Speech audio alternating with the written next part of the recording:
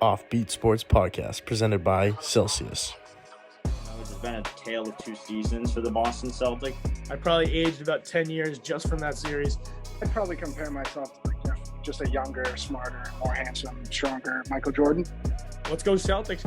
Go Patriots. These are guys who, when you give them a bowl of Cheerios in the morning, they finish every last drop of milk. Absolute clown over here. I'm ready when you are, baby. All right, everybody. Welcome back to the OffBeat Sports Podcast presented by. We are continuing our interview series called OffBeat University, where we interview Division I college athletes, both male and female, from many different sports to get the full perspective into the lives of our student athletes. So today we're joined by Brandon Klatsky, guard for the Georgia men's basketball team. Thanks for joining us. Happy to be here. I'm excited. So as like a walk-on as you are, what was it like when you found out that you had made the team? So basically what happened was Coach White, when he broke the news, I was ecstatic. This is amazing because basically all I wanted to do when I was a young kid was be a part of a Division I program, and just like whether or not like I get an opportunity, just the fact of being a part of it and being in the experience is just something that I've always dreamed of. So it was just amazing.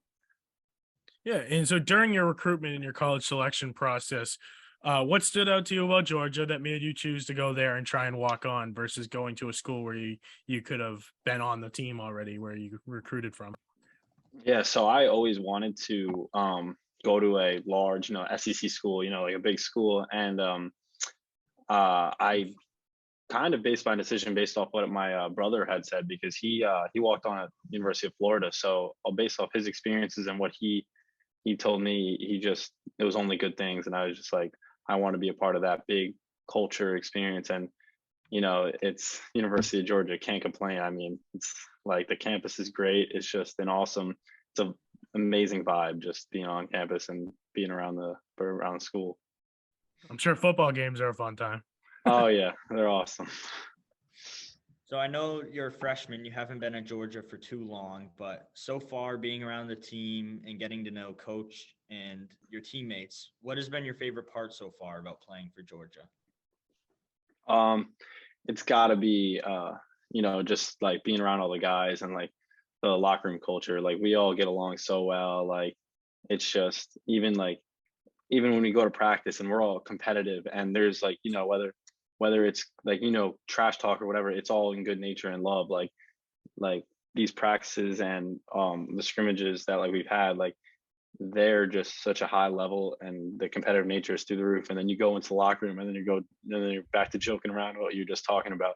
So like it's just it's an amazing experience. That's something that I'm happy to be a part of.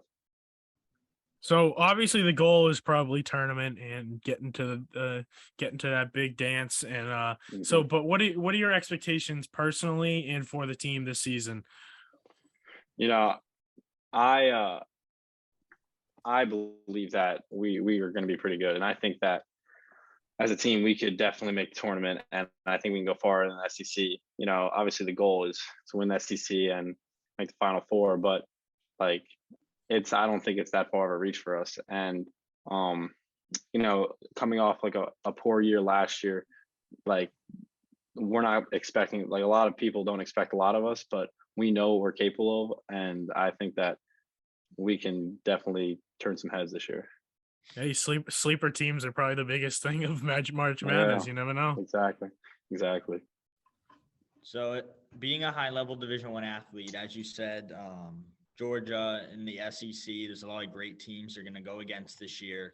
So talk to us a little bit about the balance of being a student athlete in a conference like the SEC, in a school like Georgia, having to balance your practice schedule with your school work. Yeah, I mean, like there's obviously like time management is so important, but like the team and like we have such great staff that helps us with that, like including all of our like academics and stuff, whether like if we need help in something, like we have like the resources available that all normal students have, and they find a way to fit in our schedule. So like and even if we have like a long day of lift and practice or something, like pretty much all hours of the day we can find a way to get in there. And they also help a tremendous amount when like making our schedule and figuring out what's best for us to, if we're like trying to complete our degree as fast as possible or whatever fits best into the schedule for the team and also your personal needs. So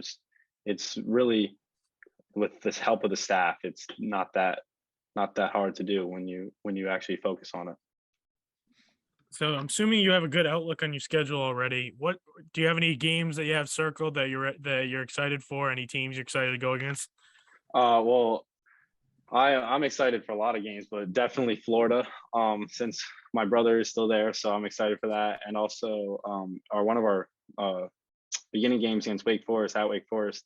I think that's going to be a great game, and I think I have a lot of friends that go to Wake Forest, so I'm excited to see that. But I mean, any game this year is going to be insane. You know, obviously playing teams like Kentucky and Alabama, those are going to be some awesome games too. So.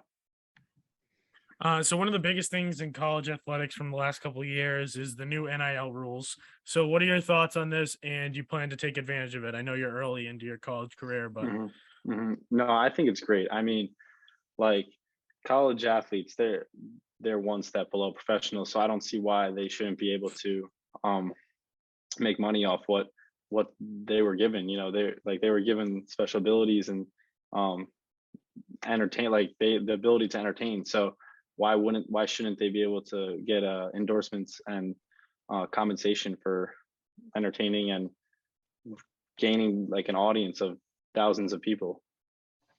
And me personally, I haven't had the opportunity of anything big yet, but I'm sure something will come up here and there. So getting to where you are today, as all the accomplishments you've achieved up to this point, making the team at Georgia, and getting to where you are now as a Division I athlete, who would you say has impacted you the most on and off the court throughout your life? So definitely on the court would probably have to be one of my high school AAU coaches, Sean Tague.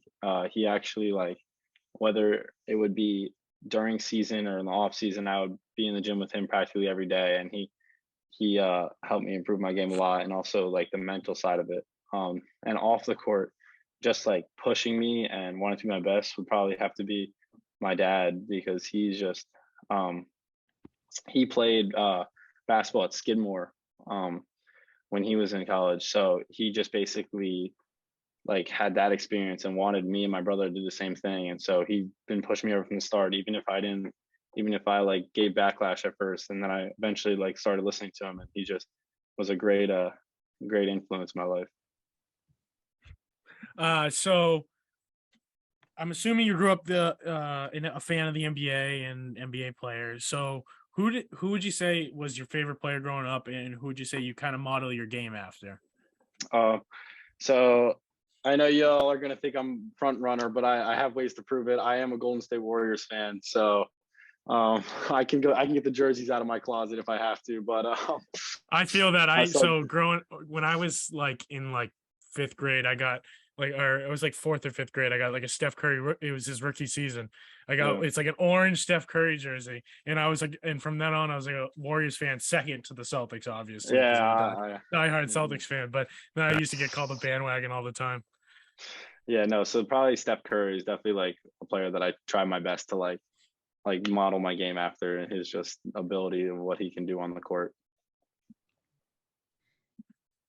So let's get into some more fun questions, just some quick answers. So who is your NBA GOAT? Michael Jordan, without a question. No explanation needed on that one. No, I mean the explanation here's the explanation that I actually gave my roommate Kai last night. We were talking about this after watching LeBron. If I need to pick a team, right, and I can only have either MJ or LeBron on the team, and I need them to win the game, and if I think in my mind, if I tell MJ to go win this game, I think he'll be able to win the game for me. If I tell LeBron that, I am not confident that he can do that. So that's why I'm going with MJ. I agree. I think MJ is the GOAT too.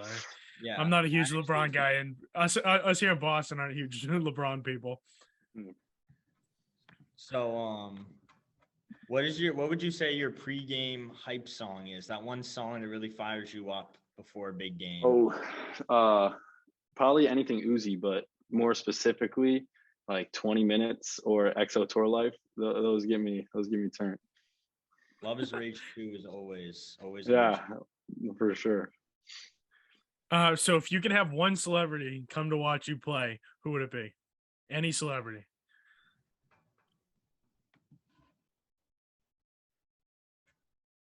Did we lose him? Oh wait, can you hear me? Yeah, I can hear you now. That's a good question. I don't know. I'd probably Our last answer from a hockey kid was Margot Robbie. Yeah, I like that answer.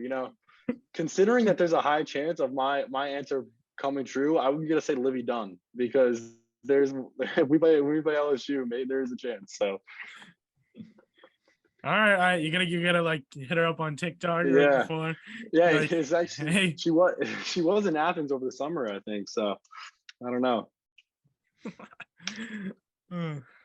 So who would you say is your favorite non-basketball athlete? It could be any athlete from any other sport other than basketball. Saquon Barkley. That was quick. This is for sure. Yeah. You a Giants fan? Big Giants fan. Oh, you must be happy. Good start. For them. Through the roof. I am stoked. Yeah. Yeah, that's my dad's buddy is a Giants fan, and he was all set on Daniel Jones, and now he's like, all right, you might have something here. No, I've always loved Danny Dimes. You have to. How can you not? Hey, as Patriots fans, we've had so much success. We just wanted to let some other people have a chance for a little while. We'll take a couple of years off. Bailey Zappi's not too bad. I'm not gonna lie. So I don't know if I have the Zappy fever yet. We'll see if Matt comes. Mac's gonna come back all heated and he's gonna go off. So we'll see. Okay. But that's all we got for you. Thank you for coming on. We appreciate it. Thank you for having me. Thank you. Yeah, best of luck this season. Can't wait to watch you play. Appreciate that. I appreciate it. And thanks everyone for watching and listening. Be sure to check us out on Instagram at @offbeat_sports and on TikTok at OffBeat Sports. And make sure you're on the lookout for the next installation of the OffBeat University series. Thanks for tuning in.